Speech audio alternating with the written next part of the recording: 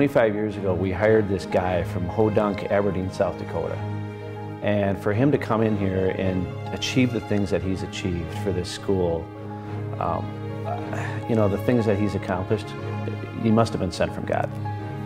Well, I think the biggest job that Dick Engler had when he first became the head of the school was to bring the two cultures together, Sisters of St. Joseph and Christian Brothers. I called Sister Kay Egan, who was my advisor for my specialist degree, and she said, well, there's two positions open, one at Hill Murray and one at Cretin-Derham Hall, but that's a mess.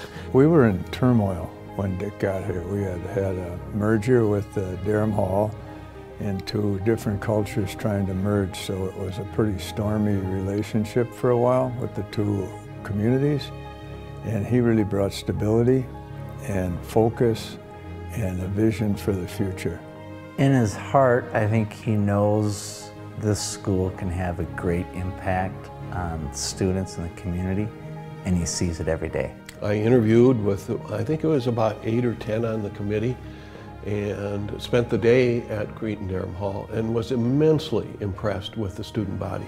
It was very important for Dick to have us come up with our own mission statement. He didn't tell us our mission statement. He empowered the teachers and the community to come up with what is our mission and what are our values. We truly followed the vision statement of the brothers and the sisters through the development of our mission statement and the 7 values: Catholic, academic, leadership, service, equity, diversity, community.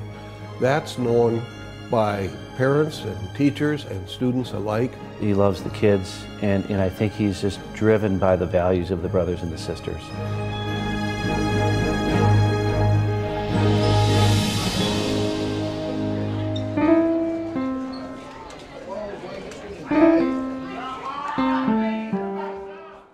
I think in a lot of ways, if you wrote a book about Cretin-Derham Hall, you would begin with chapter 1 about Dick Engler. It's his love of the kids and the potential he sees in every one of them.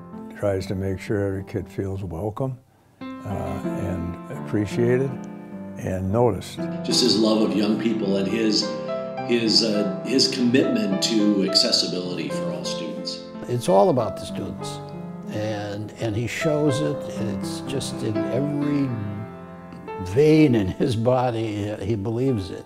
I think the biggest difference maker for Dick has been his passion, the passion that he would bring to the school every day. And it was his passion, I think, that really was able to inspire the faculty and the students and everyone else connected to Cretin-Derham Hall. You know, there are very few people like that in the world, whether it's in business, whether it's at universities, whether it's in high schools. And you know, what makes them tick is very difficult to figure out.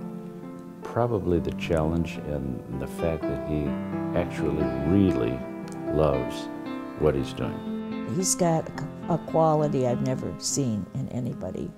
He believes in this place, and when somebody feels that way about an organization, then it's easy for them to get out of bed in the morning and say, wow, another opportunity.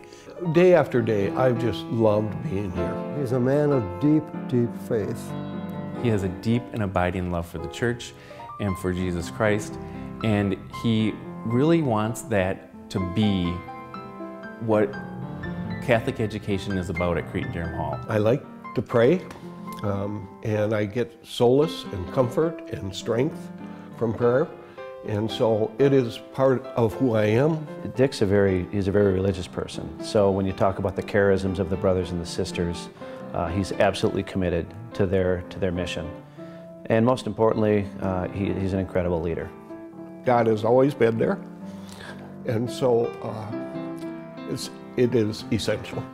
What I'm going to really miss most about Dick Engler is our opportunity to pray together every morning. We meet every morning at 7:15 in the school chapel, and he's the first face I see usually when I open the door, and that's been a beautiful blessing to me as an individual. I know it is to this school community. Dick is a man of great integrity and high ideals.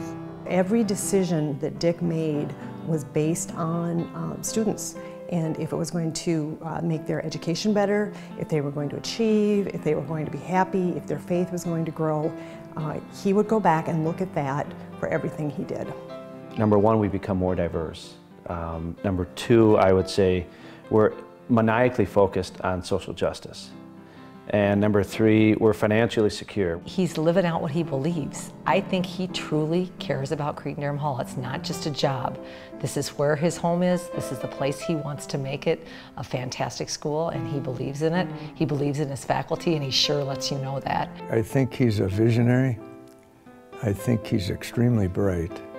I would never tell him this, except now that he's leaving, I can tell him. But he can grasp a problem, figure out a solution, and then implement it. What drives Dick Engler, in my mind, is the continued pursuit of excellence. He's an energy field walking around the school. He really cares about people, and he cares about Cretin-Derham Hall, so every day, and he's a little hyper. He's ADD for sure. Dick is hysterically funny, and funny to be with.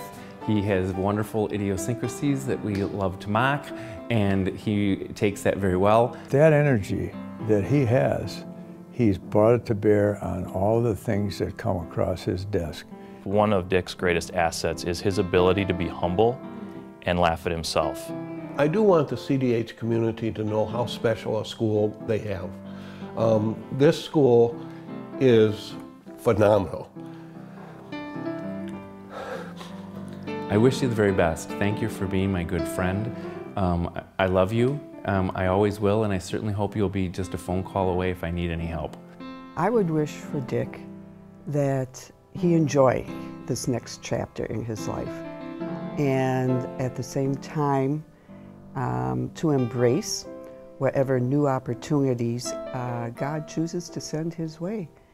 The Sisters of St. Joseph are grateful, applaud and celebrate you, and wish you a multitude of blessings as you enter your retirement years. I hope that he can spend a lot of time as a loving grandfather with his kids. And on a personal note, I just want to say, Dick, thank you so much for all you've done for Cretin-Derham Hall and for the Midwest District of the Christian Brothers. He looked at me and he goes, well, you won't be here very long. You're probably only going to be here a couple years and you'll leave. And I thought that was a funny thing to say, and I want to let him know I'm still here. I like to use the word refirement. Just kind of turn the fire of your heart and the energies of your heart towards something else, something new.